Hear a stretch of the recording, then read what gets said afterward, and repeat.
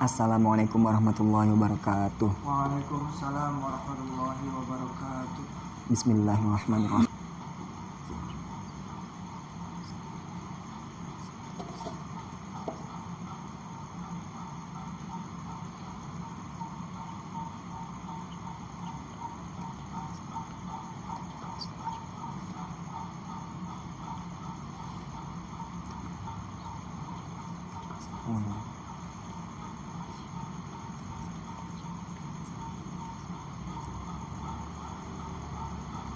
Al-Fatihah.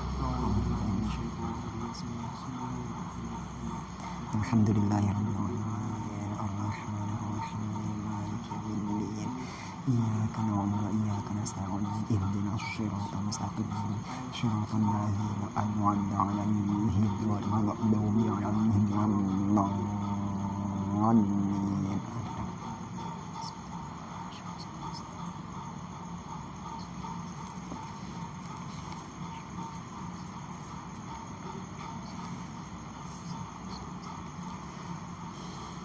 Bismillahirrahmanirrahim.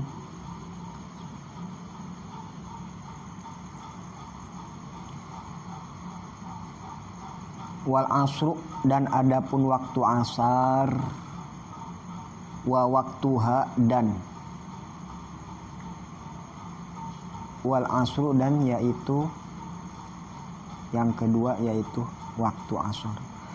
Wa waktu, dan adapun waktu asar itu mimba di waktu zuhri, dari setelah waktu zuhur, ila maghribi syamsi, sampai terbenamnya seluruh matahari, seluruh bulatnya matahari. Wal maghribu, dan yang ketiga yaitu waktu maghrib. Wa waktuha, dan adapun waktu maghrib itu mimba'di maghribi syamsi, dari setelah terbenamnya matahari, ila maghribi syafaqil ahmari, sampai terbenamnya mega merah, sinar merah.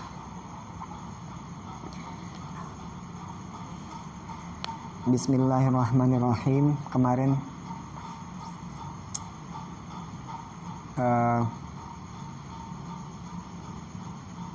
menjelaskan tentang waktu asar, ya. Waktu asar awalnya yaitu dari waktu zuhur, dari akhirnya waktu zuhur sampai terbenamnya matahari, benar-benar seluruhnya matahari, ya, sebulet-buletnya matahari. Nah,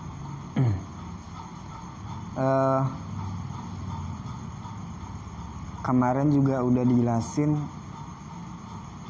tentang kewajiban. Kewajiban itu terbagi dua, ya. Dilihat dari waktu pelaksanaannya, kewajiban itu terbagi dua. Ada yang mutlak, ada yang muqayyad. Nah, ya muakkad atau muqayyad, ya. Muakkad atau muqayyad. Ada mutlak, ada muqayyad atau muakkad, sama. Nah, sholat 5 waktu ini termasuk dalam kewajiban yang muakkad, ya. Yang muqayyad, yang di waktu-waktu yang ada waktunya. Kewajiban yang mempunyai waktu tertentu itu disebut wajib muakkad atau wajib muqayyad. Nah, dan waktu sholat fardu juga termasuk waktu yang muasa, artinya longgar, ya. Lega, luas, longgar. Nah, karena sholat fardu yang 5 waktu termasuk kewajibannya muasa, yang longgar, maka di dalam setiap waktu sholatnya itu dibagi-bagi waktunya. Yang pertama, kalau dalam sholat asar itu ada 7 waktu, ya, ada 7 waktu. Walaha sab'atu auqatin. bagi sholat asar itu ada 7 waktu ya. Ada 7 waktu karena sholat fardu itu termasuk kewajiban yang muakkad. Nah, di waktu-waktu muakkadnya juga yang muasa, longgar. Karena muasa maka terbagilah waktu setiap sholat itu dibagi-bagi. Untuk sholat asar itu ada 7 waktu. Yang pertama dinamakan waktu fadilah namanya. Waktu fadilah. Ada waktu fadilah. Yang kedua ada waktu ikhtiar namanya. Yang ketiga ada yang disebut waktu jawaz bila karohah, tanpa kemakruhan. Waktu jawaz bila karohah. Nah, yang ketiga ada yang disebut waktu jawaz bil karohah. Waktu jawaz mengandung hukum makruh gitu. Kalau tadi yang ketiga hukum waktu jawaz bila karohah tanpa ada kemakruhan. Nah, yang keempat waktu jawaz bi karohah. Jawaz dengan kemakruhan, dengan adanya hukum makruh. Yang kelima ada yang namanya waktu haram. Yang keenam ada yang namanya waktu darurat, urgent. Yang ketujuh untuk asar itu ada yang dinamakan waktu uzur.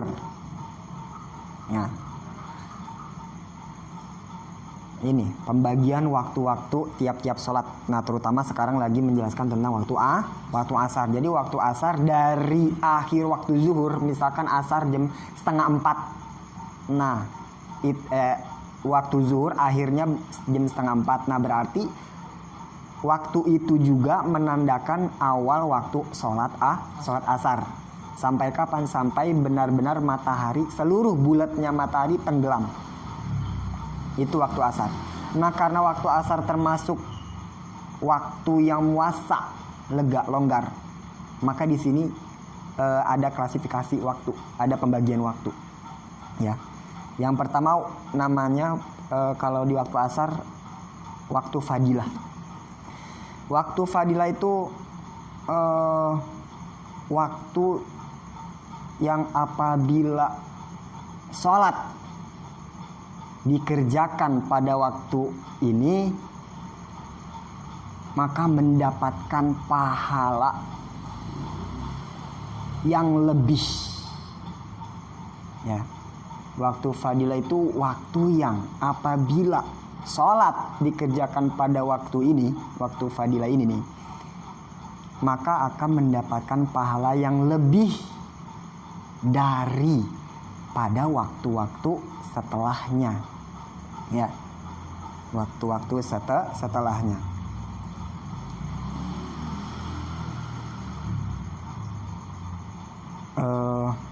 Fadilah itu berarti lebih, kalau secara bahasa unggul ya, lebih lah. Fadol itu fadol, kelebihan, keutamaan. Waktu keutamaan ya, waktu yang utama, yang lebih bagus.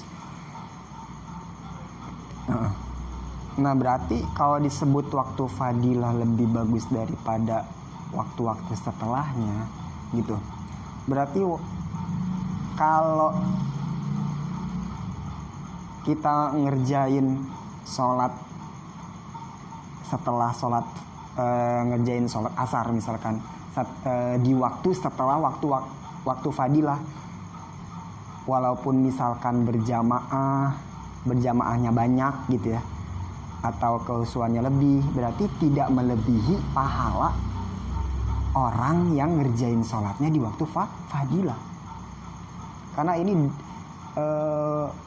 hukum dasarnya sholat kalau dikerjakan di waktu fadilah itu pahalanya lebih dari waktu-waktu setelahnya. Jadi kalau ngerjain sholat asar di waktu-waktu setelah waktu fadilah, walaupun itu jamaahnya lebih banyak gitu, tidak mengungguli orang yang sholatnya di waktu fadilah gitu, di waktu fadilah. Berarti pertanyaannya kapan waktu fadilah ini? Nah, waktu fadilah itu ketika awal waktu azan asar. Ketika awal waktu asar, ya berarti azan ya. Sekarang udah azan gitu, atau jam azan. Ketika awal masuk waktu asar, azan, ya, sampai habisnya persiapan sholat, sampai habisnya persiapan untuk sholat. Berarti apa aja? Berarti waktu fadilah itu menyangkut tentang azan, lamanya azan berapa menit, ya. Terus wudunya, ya, itu termasuk persiapan sholat, ya. Azan, ya. Wudu, tuh, ya kan, termasuk kencing dulu, ya, atau BAB dulu, keluarin hadas dulu. Terus menutup aurat pakai kain, cari baju, pakai minyak wangi, baju koko, pakai peci, itu kan ya waktu berjalan. Nah, azan, wudu, menutup aurat, pakai baju, cari sarung, cari untuk menutup aurat sholat. Habis gitu qomat, waktu qomat tuh ya memerlukan waktu juga. Terus sholatnya bukan sholat langsung asar, tapi sholat rawatib dulu 4 rakaat atau 2. Nah, habis gitu sholat. Nah, itu semuanya tercakup dalam waktu fadilah. Berarti seukuran waktu itu tuh kira-kira berapa menit? Azan, ya. Terus kita wudu dulu, habis wudu nutupin aurat, atau kita makan dulu, itu termasuk dalam persiapan sholat juga. Makan sesuap, 2 suap, bukan 2 piring 3 piring ya, suap. Yang penting buat ganjel biar khusyuk aja, seukuran kita tahunya gimana aja gitu, biar nggak keroncongan pas sholat gitu aja. Itu termasuk, nggak apa-apa, mau makan dulu biar sholatnya enak, nggak terganggu, makan dulu sesuap 2 suap. Itu termasuk dalam persiapan sholat, sama nutup aurat, wudu, terus qomatnya itu waktu-waktu segitu. Kira-kira berapa menit ya? Azan, wudu, siap-siap, atau makan sesuap 2 suap, terus qomat, sholat rawatibnya. Atau kalau ada setelah sholat rawatib, kalau asar kan nggak ada ya, tapi misalkan sholat sunnah rawatib setelahnya ada. Nah, terus beres sholat itu, sholat rawatib ba'diyah, itu sudah habis waktu fadilah, sekitar segitu, kira-kira 25 menit kali ya, 25 menit ya. Nah, itu waktu fadilah.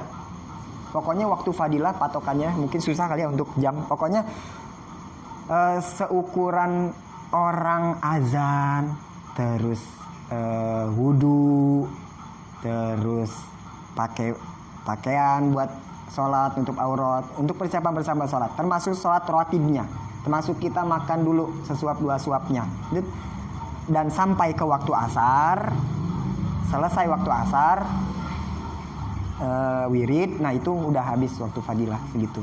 Jadi ukuran waktu fadilah, ukuran waktu yang utama ya, yang katanya pahalanya lebih daripada orang yang ngerjain sholat setelah waktu fadilah, itu batasnya sampai situ. Berarti kalau kita ngerjain sholat setelah waktu fadilah itu, berarti bukan termasuk mengerjakan sholat di waktu fadilah.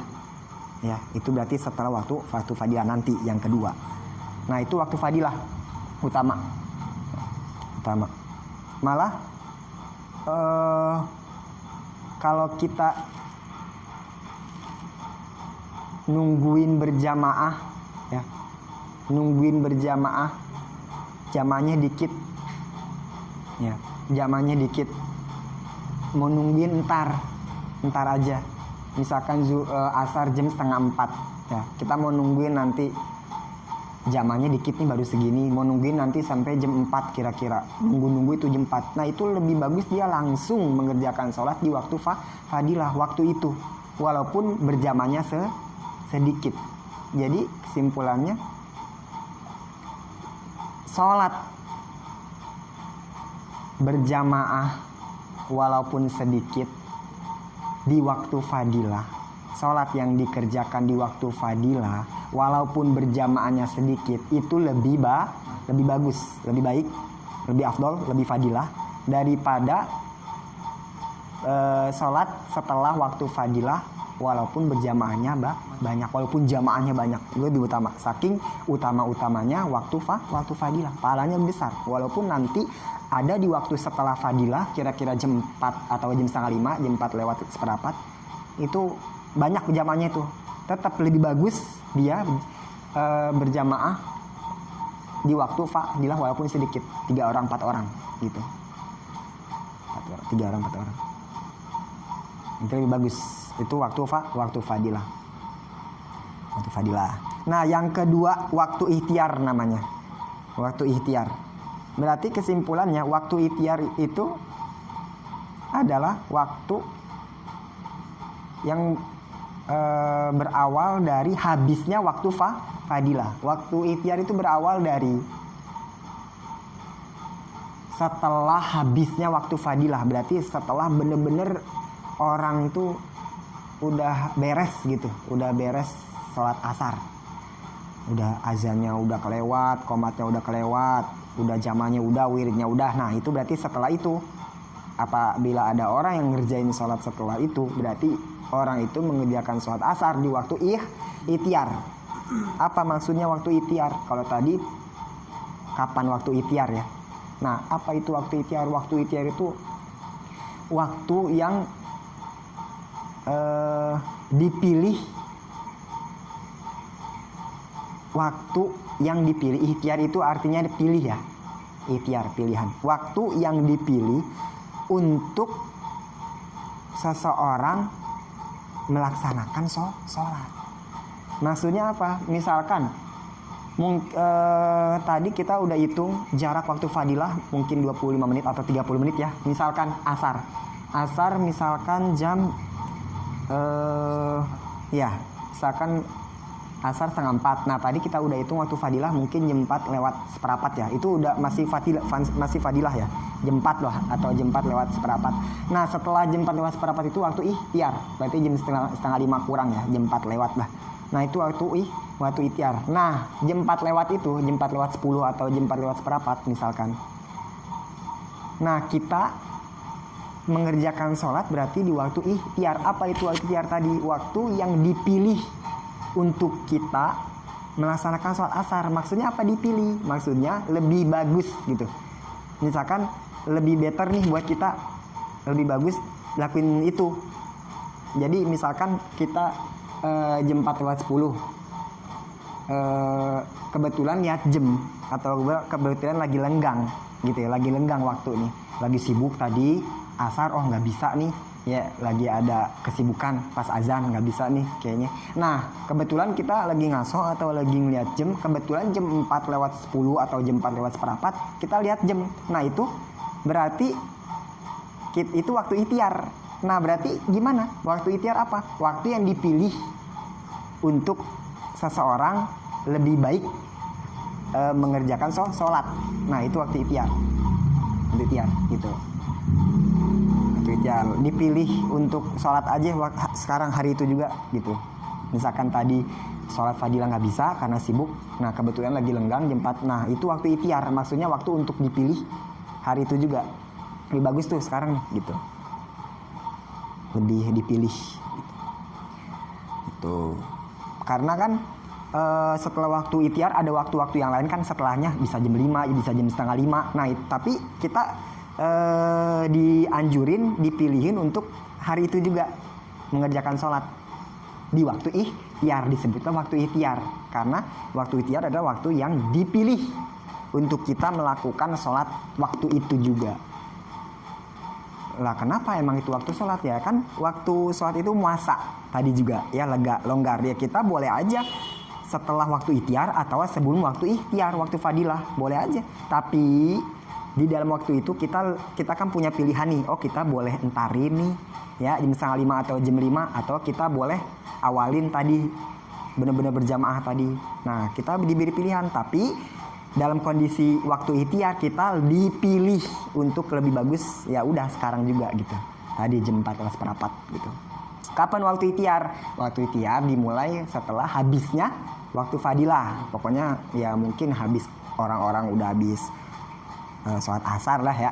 Tadi udah habis ya, jam 4:10 lah. Itu masih waktu ikhtiar. Bagus, berarti masih bagus dipilih. Itu waktu ikhtiar. Nah, yang ketiga ada yang dinamakan waktu jawaz bila karoha. Jawaz bila karoha. Jawaz bila karoha. Jadi apaan maksudnya? Jadi seseorang yang boleh melakukan sholat, orang yang boleh melakukan sholat tanpa ada hukum makruh di situ, tanpa ada hukum makruh, tanpa ada hukum makruh. Masih boleh. Nah, mungkin kalau waktu ikhtiar itu misalkan jam 4:10 atau jam 4:04. Nah, mungkin waktu jawaz bila karoha itu mungkin jam 5 gitu ya. Jam 5:05. Nah, itu masih boleh, bahkan tanpa ada hukum makruh. Nggak dosa tanpa ada hukum makruh gitu, masih boleh.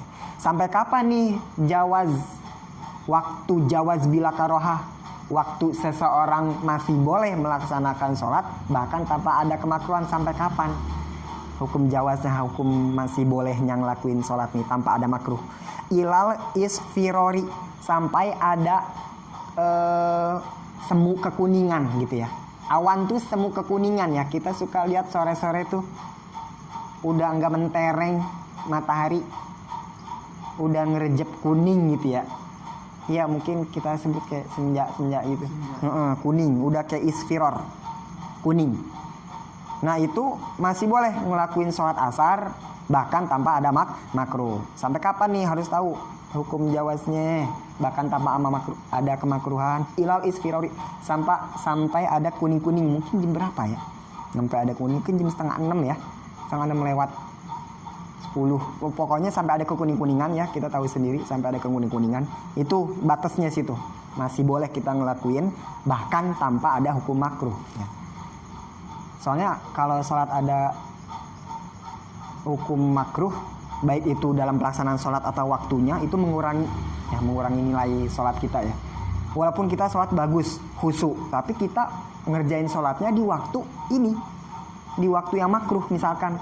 Nah, berarti nilainya tetap kurang, walaupun nilainya dikurang, nilai sholatnya. Walaupun khusyuk, terus tata cara sholatnya benar, bagus, rukun-rukunnya dibawa, tapi dilakuin di waktu misalkan yang makruh. Nah, itu nilainya bisa kurang. Nah, di sini makanya dijelasin waktu-waktunya biar kita bisa ngejauhin hukum-hukum makruh, kemakruhan sholat yang bisa mengurangi nilai sholat. Nah, itu yang ketiga ya. Yang keempat, waktu jawaz tapi bikaroha, disertai dengan adanya kemakruhan. Nah, ini yang keempat, jawaz bikaroha disebutnya. Apa? Yaitu waktu seseorang masih boleh melakukan sholat. Waktu seseorang masih boleh melakukan sholat, tapi disertai dengan kemakruhan ya, kemakruhan. Kita wudu, air punya sendiri, sarung punya sendiri, sejadah punya sendiri.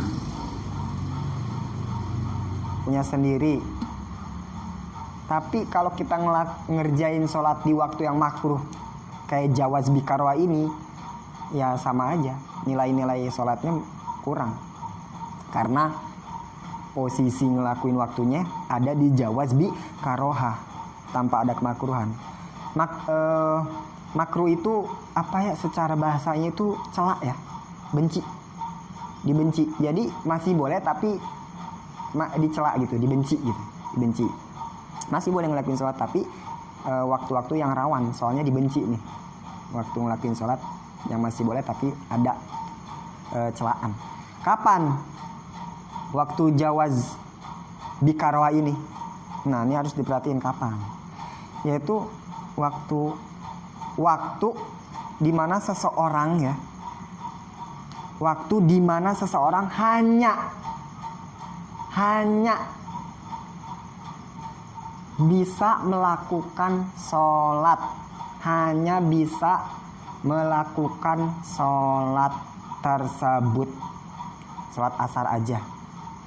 Nah ini mungkin mengarah ke waktu yang mudoyak ya, yang kata kita sempit, yang bener-bener nggak boleh ngelakuin apa aja kecuali itu, gitu. Wajib nggak boleh, mungkin nggak boleh apa dulu gitu ya, komat dulu kan biasanya kalau sholat komat dulu, nggak, itu harus itu aja udah, sholat aja yang wajibnya dulu. Iya, udahnya juga kurangin karena ini udah mudoyak sempit, harus sholat itu aja udah, sholat sunnah qobliyah asar yang 4, waduh. Misalkan batas asar ya sampai jam terbenam matahari, kalau sekarang jam 6 lewat seperempat ya, misalkan jam 6 lewat seperempat. Nah mungkin kalau disambungin sama definisi jawaz bikaroha, orang melakukan sholat masih boleh melakukan sholat tapi masih ada hukum makruh. Seperti gambarannya tuh, contohnya seperti orang hanya bisa melakukan sholat tersebut ya, misalkan asar jam 6 lewat seperempat, batas asar langsung maghrib. Nah kita mengerjakan sholat asarnya itu jam 6 lewat 5, jam 6 lewat 5 menit, berarti hanya batas waktu sholat cuma 5 menit atau 3 menit lah gitu. Nah itu mudoyak banget. Nah itu dinamakan orang itu mengerjakan sholat dalam waktu jawaz dan disertai dengan makruh. Kenapa? Karena orang itu hanya bisa melakukan sholat itu doang, nggak bisa sholat sunnah. Jadi seperti misalkan salam, assalamualaikum warahmatullah, langsung azan maghrib kayak gitu. Belum salam kedua, baru salam pertama langsung azan maghrib gitu, seperti itu. Jawaz bikaroha masih boleh tapi dibenci. Bikaroha ada hukum makruh, kurang. Ada hukum makruhnya. Jadi orang yang melakukan sholat di waktu yang mana harus melakukan sholat itu saja. Gambarannya seperti apa? Ya misalkan habis sholat asar langsung azan maghrib, baru salam asar langsung azan maghrib gitu. Nah yang tadi yang ketiga ya, yang hukum jawaz bila karoha sampai kapan? Ke kuningan. Nah kalau ini hukum jawaz bikaroha berarti lagi sedang kuningnya banget tuh awan. Udah muncul tuh yang kuning itu tuh. Kenapa? Karena matahari setengahnya udah tenggelam. Makanya dia begitu.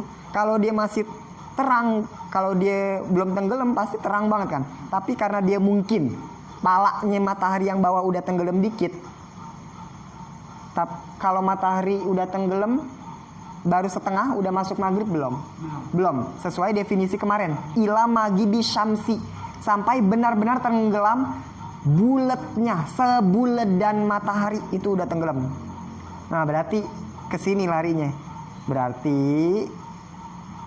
orang yang ngerjain sholat asar pas lagi kuning-kuningnya itu emang dikit lagi tenggelam. Makanya masih boleh tapi ada hukum makruh.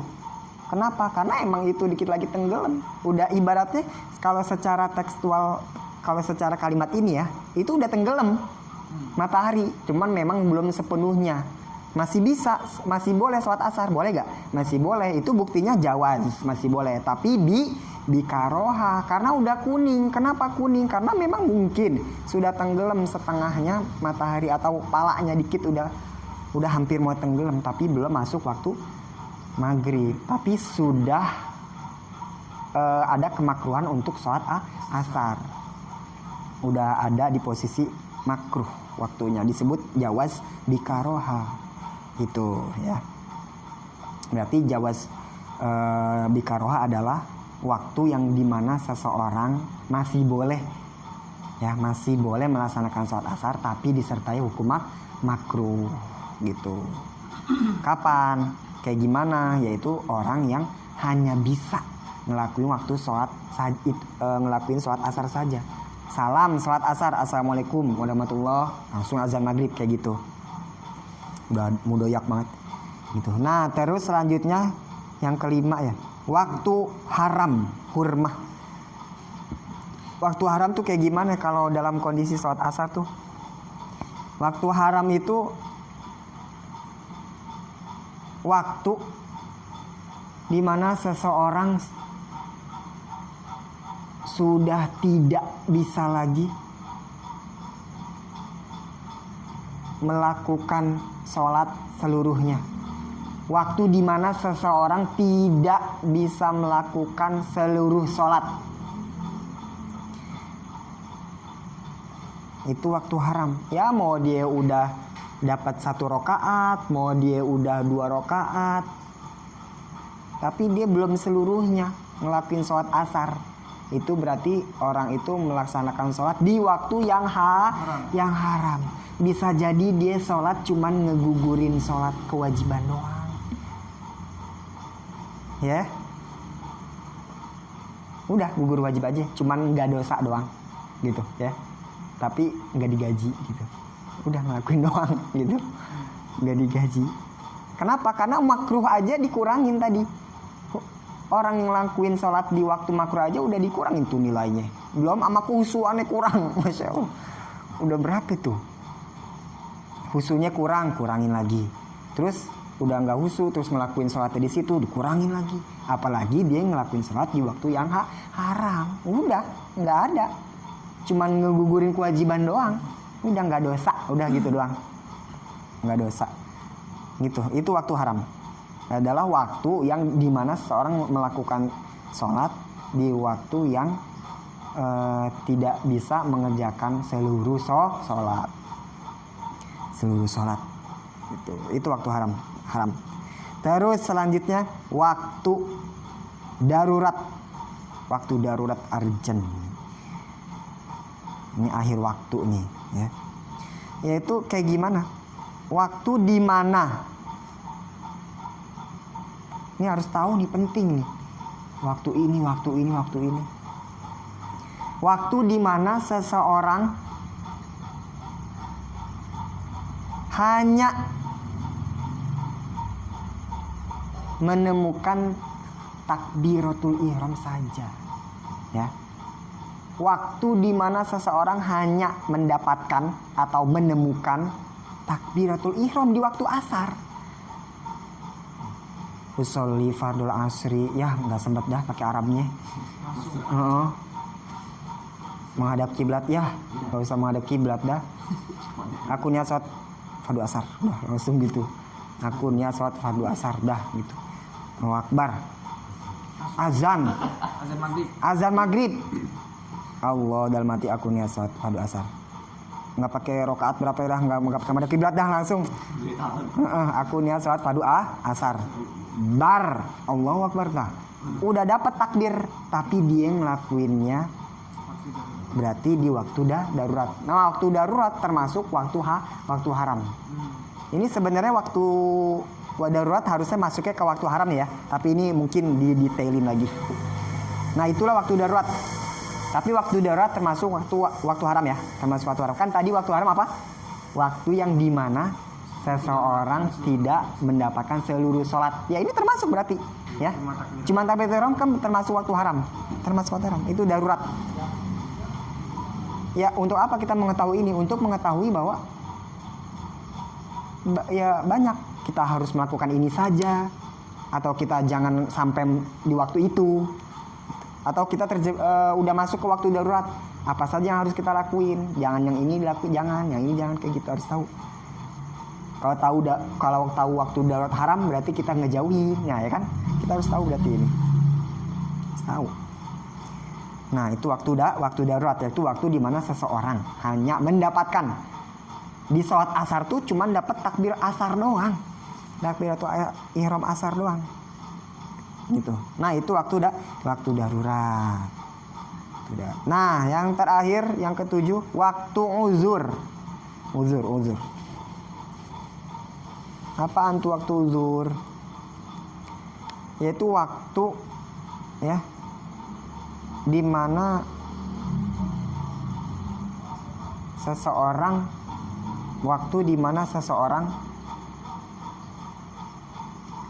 menjamak, waktu di mana seseorang menjamak sholat. Kayak gimana? Misalkan waktu asar, ini kan lagi asar ya, kita lagi ngejelasin asar. Waktu uzur asar tuh gimana? Orang ngelakuin sholat asar tapi ada di waktu uzur. Kayak gimana? Misalkan ini khusus untuk orang-orang yang menjamak sholat ya, tadi udah ditulis ya.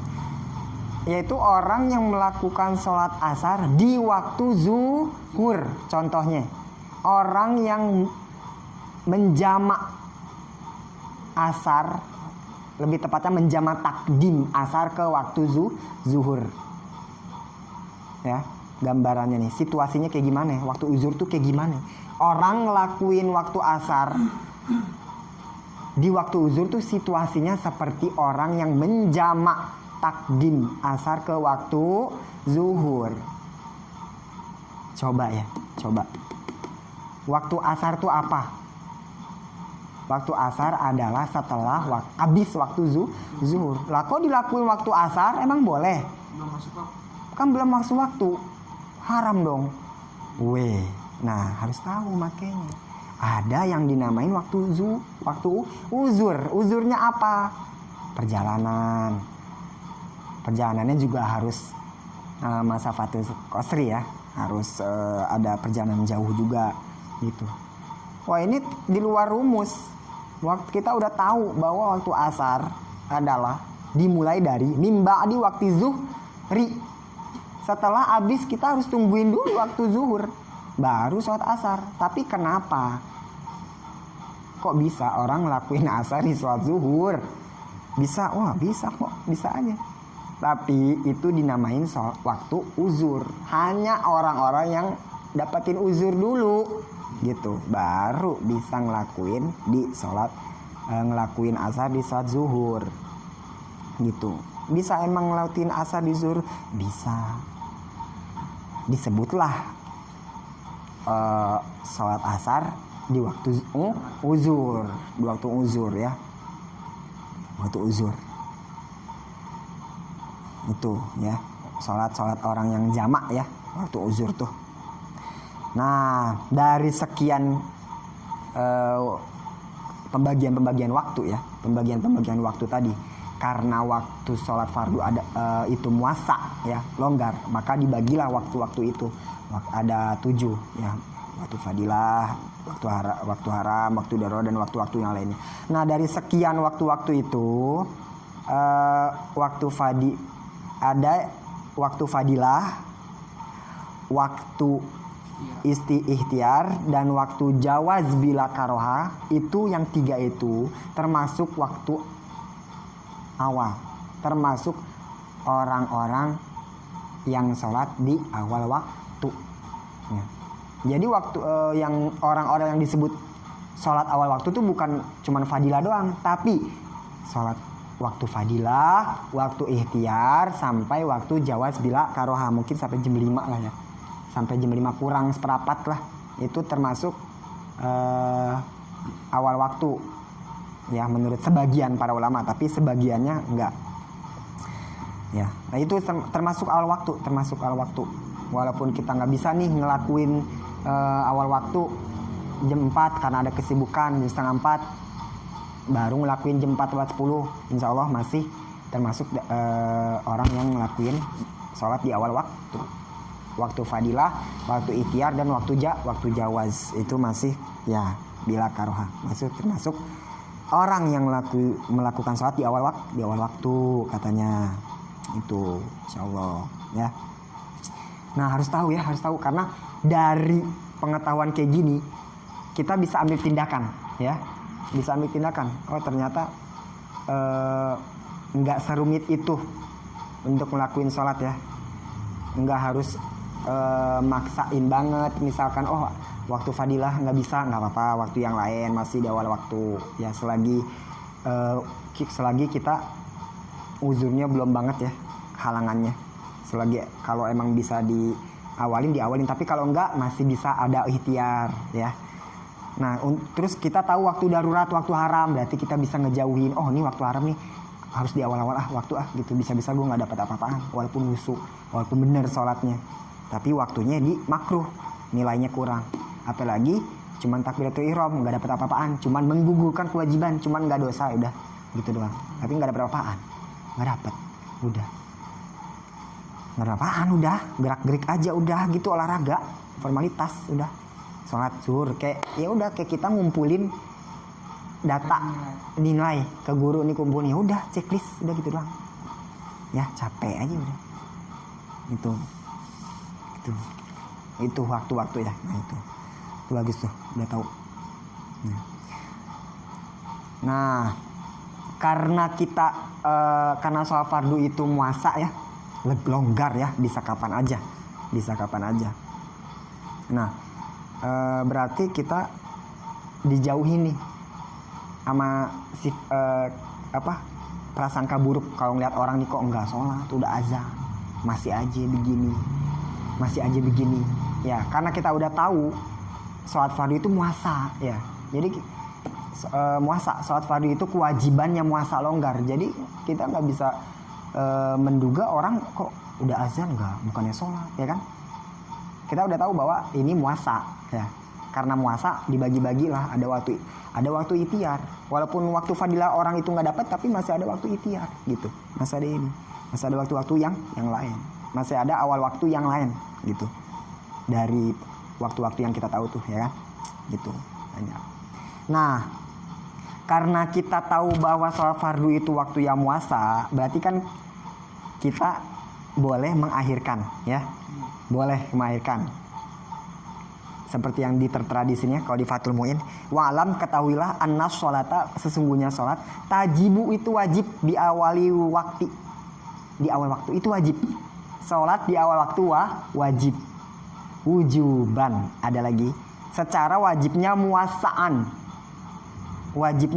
longgar. Nah karena wajibnya muasa longgar, diberi kelonggaran, ada waktu-waktu pilihan, falahu, maka orang itu diberi kewenangan at-takhiru untuk mengakhirkan an awali, dari waktu awal sholat. Sampai kapan dia boleh mengakhirkan waktu, entar-entarin kapan? Ila waktin, sampai ada waktu yasa'uha, yang longgar, yang jangan sampai sempit banget gitu,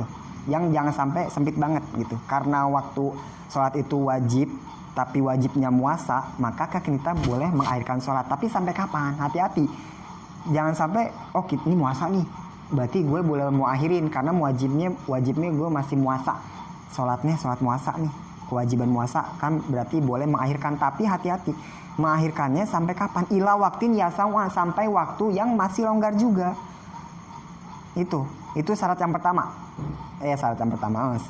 Kalau mengakhirkan itu pertama harus diperhatikan, sampai juga waktu yang longgar juga. Terus apalagi yang harus diperhatikan? Bisyarti ayyazama. Yang kedua, syaratnya harus ngazam. Dia harus ada niat ala fi'liha, untuk mengerjakan sholat fihi, di waktu yang nanti. Ngazam. Karena kenapa? Karena dari awal udah dikasih tahu sholat di awal waktu itu wajib. Nah tapi kita enggak ngelakuin karena ada kesibukan, nggak apa-apa. Karena kewajiban sholat itu muasa nggak apa-apa. Tapi syarat nih satu, bisyarti ayyazama, syaratnya orang itu harus ngazam ala fi'liya, untuk mengerjakan sholat asar fihi, di waktu yang nanti. Kita udah tentu ini di waktu tertentu, di waktu yang sudah kita tentukan. Kita nggak bisa nih udah azan masih sibuk, udah masuk waktu ikhtiar, jam 4:10, jam 4:4 masih sibuk ngerjain PR atau sesuatu yang nggak bisa ditunda misalkan ya, masih sibuk. Nah nggak apa-apa karena kewajiban sholat itu muasa, nggak apa-apa. Tapi ini ada syaratnya nih, Hati-hati, notnya nih. Di syarti ayat zama kita harus ngazam nih. Oh, ntar abis beres ini langsung. Oh, ntar jam 4:30 gue mau sholat. Ntar jam 5 gue mau sholat gitu. Ntar abis beres ginian gue mau sholat. Harus ada itu. Harus ada azam, tekad. Harus ada tujuan. Harus ada azam dulu. Harus ada niat bahwa ntar mau sholat. Ya. Harus ada itu dulu kewajiban. Soalnya kita nggak bisa nih gituin kewajiban awal waktu. Nggak apa-apa diintarin. Karena kan kewajiban sholat itu muasa. Yang memungkinkan kita boleh untuk melahirkan, tapi dengan satu syarat, ngazam. Harus ada itu. Oh, ntar habis sholat gitu. Soalnya nanti kalau ada apa-apa di tengah perjalanan, meninggal, dicabut nyawa lagi enggak, lagi belum sholat. Nah, kita udah azam, insya Allah dihitung sholat, karena udah azam sholat nanti ya. Bukan dihitung sholat, mungkin tidak dosa gitu ya, tidak dosa karena meninggalkan sholat. Karena meninggal belum sholat berarti dosa. Nah tapi karena ada azam ntar mau sholat berarti gugur dosanya gitu aja sih ya, gugur dosanya meninggalkan sholat. Soalnya ntar dia mau sholat gitu tuh itu dia. Walau ajroka wallahu alam bisawab. Al-Fatihah.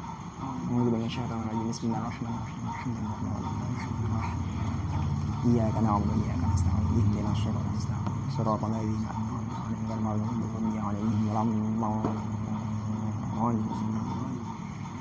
Amin. Astaghfirullahaladzim. Alhamdulillah ya Allah ya Maulana. Bismillahirrahmanirrahim. Alhamdulillahirabbil alamin. Alhamdulillahi hamdan syakirin.